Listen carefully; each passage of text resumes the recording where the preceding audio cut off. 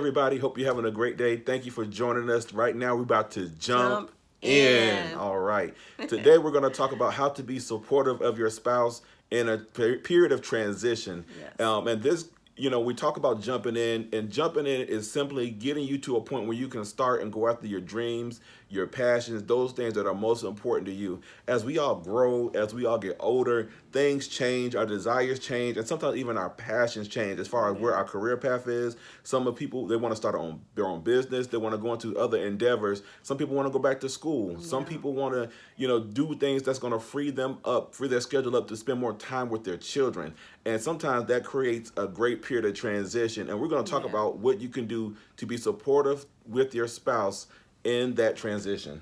So one thing my spouse did for me is when I had a desire to start my own business, and at first my wife was very apprehensive. But one thing I had to do was really show her all the benefits, the pros, and also the cons, and show her that I had an actual plan. Okay, so the first thing that you can do, my wife was very good with me in doing is helping me with my plan of transition. When should I transition? How I should transition? What is the family life and the day-to-day life going to look like after I make this transition into my quote-unquote, stable employment to a fully commission-based job? Making sure that we was prepared financially for that transition was something that was very, very important to her, and that's something that she was very instrumental in because she handles and she does very well with our budget and with our finances. So she was very, very helpful, and I'm very thankful for that. But we have to make sure that we communicate our expectations very, very clearly so that when the transition is, commencing, that there aren't any major changes, there aren't any major deviations from the plan because of something that wasn't discussed. So don't make any hasty decisions. Plan it out. My wife's plan, we actually planned for my transition about 4 years before it actually happened. And that's something that I'm very thankful for. Yeah. And when you were talking about really communicating exactly what you need from your spouse during Yes. this transition, Yes. it's important for them to know, honey, I'm going to need, if it's a woman and she balances everything and she has the kids and picks the kids up from school, she may need help picking kids up from school every now and then, or your schedules may switch and things may turn around and you may have more responsibility with the children or some of the things around the house. Different things that will transition and transpire during this time. You have to, once it's been communicating, have a good attitude about it, Yeah. shift with what needs to happen. Because at the end of the day, you are a team and you got to make this thing work. And you got to be totally supportive because that says, I support you. When you shift and you allow your schedule to change and you don't complain, that really shows love for your spouse, and it shows that I'm here for you. I totally, support what you're doing, and I'm proud of you, and I'm willing to sacrifice. I'm willing to make the certain sacrifices. Yeah. Another thing that's very important is for you to be patient with your spouse, especially when they're starting a new endeavor. Like, let's say going back to school. Let's say if you say, okay, I'm going back to school, I have my bachelor's degree, I'm going to get my master's degree. Getting back in the routine of going back to school can be tough because if you've been out of school for at least, let's say, 2 to 3 years, you have to get back in the routine of studying, taking tests, following a syllabus, staying on top of everything. And once you become a working professional and you have to juggle sometimes, marriage and family and, just other things that come along with just being an adult, you have to be very patient with them. They may need more time. That's one thing that I had to learn. And we actually ended up in school at the same time with 3 kids and other responsibilities and running a business on top of all that. So we learned how to be more patient with one another. There was times where I wanted to go, oh, babe, we can go out of town. She's like, no, I got this big paper. I'm like, oh, okay. And I used to complain like, man, why can't you just work ahead? And she was like, I need more time.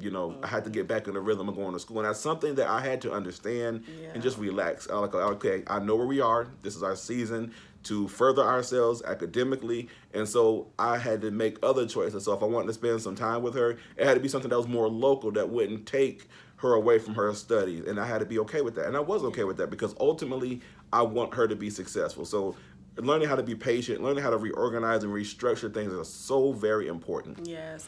And also when you talk about being patient, the emotional state sometimes that they may go through, whether, we're transitioning with health, new job, there are challenges and there are frictions, things that will cause you to have emotional meltdowns at times. You have to be there to really help and speak to your spouse and minister to your spouse, and just encourage them along the process, because it gets hard. And you need to be that person that they can come to and communicate with, even if they're breaking down. You got to be able to handle that and pray for them, and just be supportive of them, even in that, even in their emotional state, even when it's hard for you to watch them go through those different challenges. You got to be in there with them. You got to be, when we say jump in, you're in there with them. Even during the tough times. So that's something that I remember. It'll be times I'll cry, or I'll have a hard time because I got something to do and time is running out, or I feel stressed, and he'll be like, honey, it's okay, I got the kids, they're in the bed. And he will make things so easy for me. And I just remember times where certain things I just didn't have to worry about, just my my school, my assignments. So that alleviated some. So always take some of the burden off of your spouse, and find ways to make things so much easier for them. Anticipate the need before it arrives. Oh, yeah. So and that's serving your spouse and making sure that's support. That's really being in there with your spouse. And if your spouse is going back to school, do something like ask them for a copy of the syllabus, so you know exactly what they have going on. You know the schedule, so kind of how to just kind of schedule things out to make it easier for them. Or know when times get yeah, when the test is and everything is coming up. Yeah. Yeah, that's good. That's a good idea. Yeah, you know how we do. Yeah. But, be encouraged. Jump in. Yes. Don't make any excuses, and be supportive of one another. The last thing that you want to happen is for your spouse to feel like you didn't support them. And everybody wants to enjoy success, but we also have to enjoy the work that precedes success.